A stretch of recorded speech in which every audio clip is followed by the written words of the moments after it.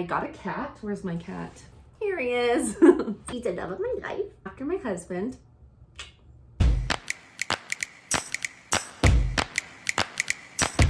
Hi everybody. I have not made a video in a really long time, so I feel like I don't even really remember how I used to start these. But I am finally ready to start talking about books again. There's just been so much going on in my life. For one, I got married. Whoop, whoop. Maybe I'll insert some pictures. Yeah. And then also I got a cat. Where's my cat? Here he is. His name is Harvey. He's the love of my life. After my husband.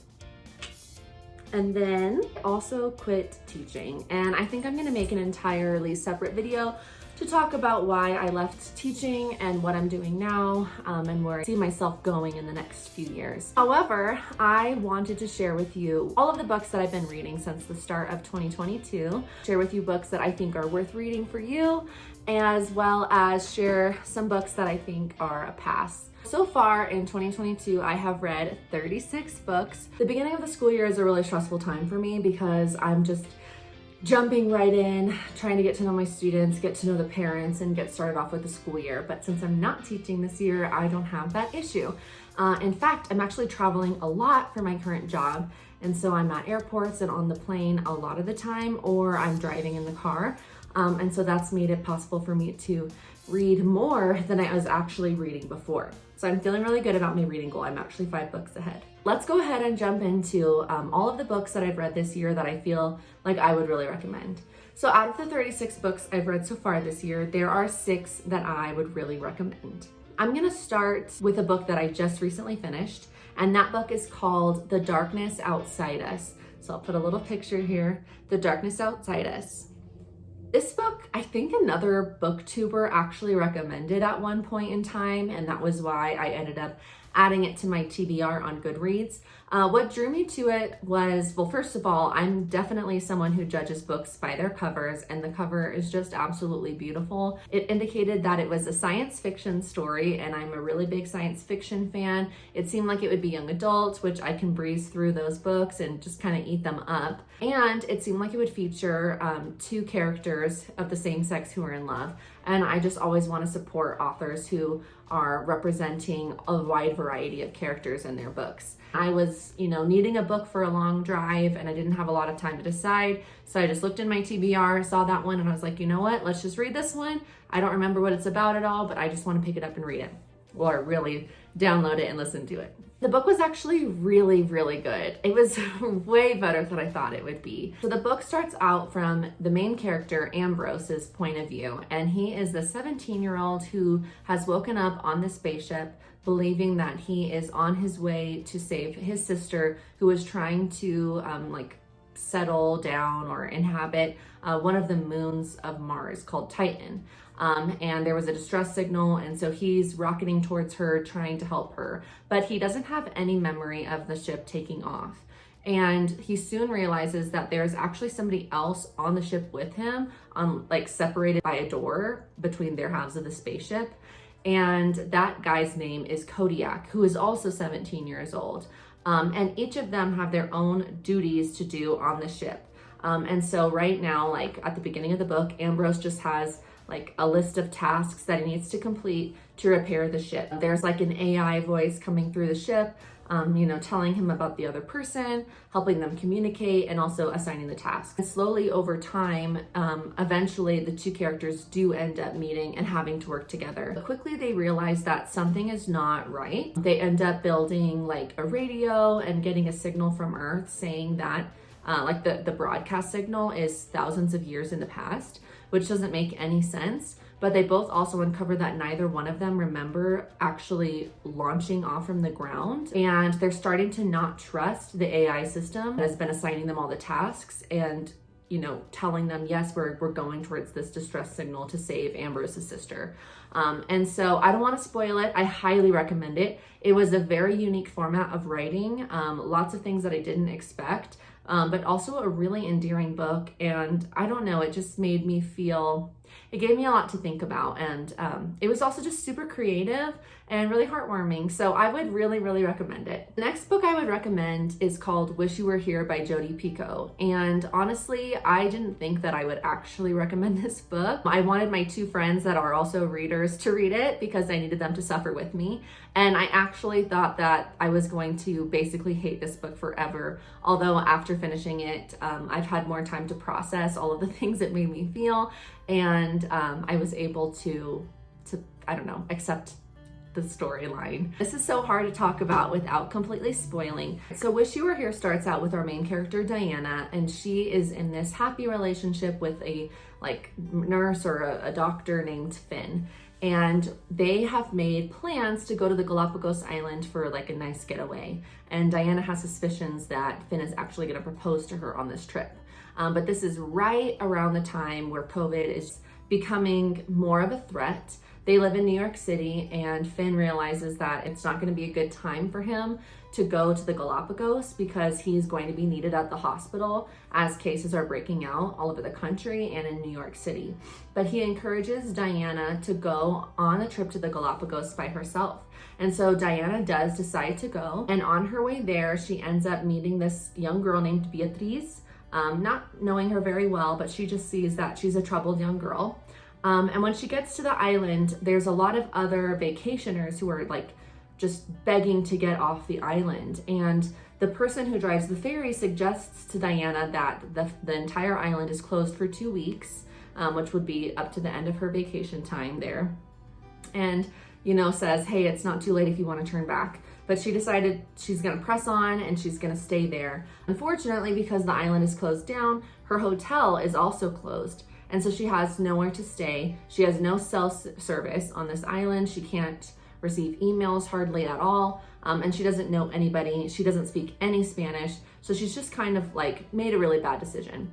And luckily for her, there's a woman who calls herself Abuela, allows her to stay in the basement of the house that she lives in. Throughout the story, Diana continues to run into that girl Beatriz, who is also the daughter of this man Gabriel, who she had a rough encounter with at the beginning of the story. So when I first started reading this, I had a lot of concerns about like what's gonna happen between her and Gabriel when she already has Finn at home, and also just her dealing with not really having a large outbreak of COVID around her because the island is closed off, but getting scant messages from Finn about just COVID breaking out all over New York City. I honestly thought the story was going to be about something completely different than what it turned out to be. I was very shocked and also heartbroken. I remember sitting on the couch with my husband just crying, saying, oh my God, like I don't even know what to think anymore.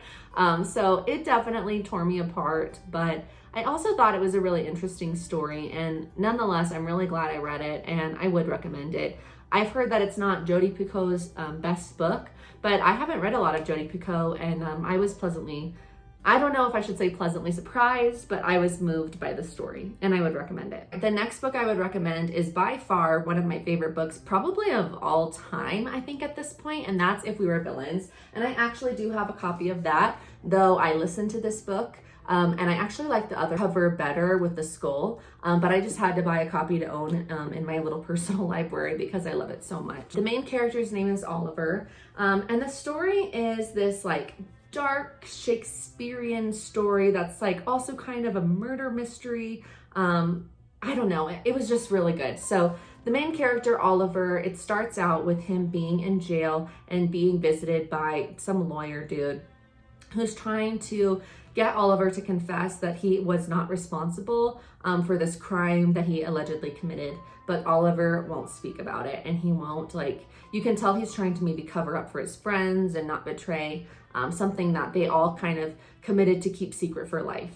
So already there's this big mystery. And the story shifts from present tense when Oliver is talking to this lawyer, eventually opening up about his past. And then in the past tense where Oliver is at this very prestigious arts school. He is one of 6 kids or 5 kids, I don't remember, that have really made it into this, like the higher level of this theater program. Every single grade level, if you're in this program, in the theater program, they focus on one type of theater. And so for the year, whether it's their junior or senior year, they are focusing on Shakespeare. You can tell throughout the story that there's like a little bit of resentment, but also acceptance that usually the characters always kind of end up playing the same roles. Like Richard always gets the lead character. Oliver is always kind of some side character, but he's just really happy because he's grown really close with his small group of friends, and they all just passionately love Shakespeare, and they speak like Shakespearean quotes throughout the entire story, which might make it a little challenging to read, but listening to it was just, I don't know, like amazing. I just soaked it in. The story, I don't know how to talk about it anymore without spoiling it, other than to say one of the plays that they're putting on, Richard normally gets the lead character, and he did not get the lead character in that show, which was appalling and really shocking to him. And Richard just does not handle the fact that he is no longer the shining star very well, and it quickly tears their friend group apart. So again, while this was a kind of murder mystery, I just loved the Shakespeare that was just integrated into the story. Coming from a theater background myself, I felt like I could relate to the characters and the way that they were just kind of obsessed with the art of acting, and I was really amazed at their knowledge of like Shakespearean plays. And I just ate it up. I don't know. I wish I could sell it better, but I honestly recommend you read it. It was by far, it's become one of my favorite books of all time, and I'll definitely reread it soon, I think. I'm taking too long here, so I'm gonna try to wrap these other ones up really quickly. Another story that I really loved reading this year, or book, is Shadow in the Ember by Jennifer Armentrout. Yes, I'm one of those people who really liked A Court of Thorns and Roses, and yes, I'm one of those people who loves From Blood and Ash. And so when I read A Shadow in the Ember, I really wasn't sure if I was going to like it, reading from Nikos's point of view, but by the way, I'm obsessed with it, and I just can't wait for the next book to come out. I'm obsessed with Ash's character, and I like this story a little bit more than From Blood and Ash. Actually, I'm going to talk about that in a little bit in terms of why I like this book more than From Blood and Ash at this point. The next book series that I really gobbled up this year was A Good Girl's Guide to Murder. A Good Girl's Guide to Murder is about, I think her name is Pippa. She's this senior in high school, and she has to write, I don't remember what it's called, but she just has to write this big paper or complete this big project, and she's decided to focus on uncovering the truth behind a murder that had happened like 7 years ago in her past. About 7 years ago, this girl named Andy was murdered, and they did not know who murdered her, except then they found Sal, her boyfriend, had committed suicide, and basically closed the case, wrapped it up with a little bow, and we're like, yep, Sal must have murdered Andy, and then he committed suicide. But Pippa knew Sal, and she's just convinced that that is not the full truth. That doesn't make sense to her, and so she decides to uncover the mystery of what really happened by working with Sal's brother and interviewing a lot of people. It's really cool to listen to the audiobook because they brought in like a large cast to represent the characters' voices. I really like that. Whenever she's recording for the podcast, it sounds like that, and I'm really a big fan of audiobooks that have that artistic quality in them. As she starts investigating, she starts receiving these anonymous threats to drop it and leave it alone. And then she really knows she's onto something, but she's also way in over her head because she's only a senior in high school. I thought this book was really creative. I think it's Holly Jackson's first book ever written. I could be wrong on that, but she wrote 3 of these stories. And while the third one was really dark, and at first I wasn't a big fan of it, I did end up changing my rating back to 5 stars. I would recommend it. It is a lot darker than the first, but it also makes sense if you follow Pippa's characters through the 3 books. She's changed from the first book to the third. So I've again, after some time, reflected on that and thought, you know what, actually I did really like that book. So I would recommend it if you're like young adult, like mystery thriller novels, then you would really like A Good Girl's Guide to Murder. The last book I would highly recommend is called Project Hail Mary. And oh my God, this is also absolutely one of my new favorite books of all time. I listened to this one on audiobook, and by the way, I highly suggest you listen to that that one on audiobook as well. You know, I know that some people don't love audiobooks and some people don't even consider it reading, but there are books where it's almost like it's meant to be listened to. And I would say Project Hail Mary is one of those. And it's mainly, I can't even tell you why because it would spoil it. But so you're just gonna have to trust me on this one that you're gonna wanna listen to Project Hail Mary. It's another book by Andy Weir. He is the author of Artemis and also The Martian, which really blew up. Also now he's written this book, Project Hail Mary, and it's fantastic. The main character, don't remember his name. I don't know how people remember all of these characters' names when they're reading so many books a year. The main character wakes up in a spaceship. Surprise, surprise, Nicole loves science fiction. And he has no memory of who he is, what he's doing there, like what is going on. He has total amnesia. Slowly throughout being on the spaceship, he starts remembering who he is. So he doesn't actually know why he's on the spaceship. And actually, he doesn't even really know he's on a spaceship at first. If you've ever read The Martian or Artemis, you know that Andy Weir is a big fan of having his characters be like really scientifically knowledgeable and these amazing, incredible problem solvers. And so the main character in the story starts running experiments with the most random things like a pen and string and is able to realize like, you know, gravity's not normal here. This is how fast I'm moving. This, like, I don't know. I couldn't even tell you because I'm not smart enough to understand half of what I read.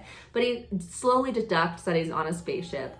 And throughout remembering his past, and there are flashbacks to his past, he realizes who he is and why he's on the spaceship. And I don't want to spoil that for you. However, once he realizes who he is and why he's there, he is really fully committed to completing this job. But then there are some things he realizes that make this task a dark and gloomy one. And he starts to lose hope until something out of the blue happens and it totally changes the direction that I thought the story was going. It was definitely unexpected for me. And I absolutely fell in love with the story after that. Like, I was already really excited about it, just thinking about how it mirrored some of those elements from The Martian that I liked. But I think that this story was probably his best yet. Just my opinion, but I think you'll just end up falling in love with the story after about halfway and this new element is introduced. And that is why you definitely have to listen to it, because I think it would change your experience from reading it only. I think there are parts of it where it would be hard for me to imagine. Hearing it read aloud allowed me to get sucked more into the story than if I was just trying to imagine some of the things in my own head. So yeah, I would definitely recommend Project Hail Mary by Andy Weir. I even got a couple of my students to read it. I loved it. I'm trying to get my husband to read it. My best friend loved it. So all around, I think it's just one of my top favorite books of all time. All right, well, you know what? It's been 25 minutes. I don't think I have time to talk about books that I was disappointed with this year. So I'm actually gonna save that for another video. I will link the video in the description below once I post it. But let me know if you've read any of those and let me know what you thought. And if you have any other books that you would highly recommend that I read, given the taste that I've just shared with you from this year, please write those in the comments below. Otherwise, thanks so much for watching and I will see you guys in my next video. Bye.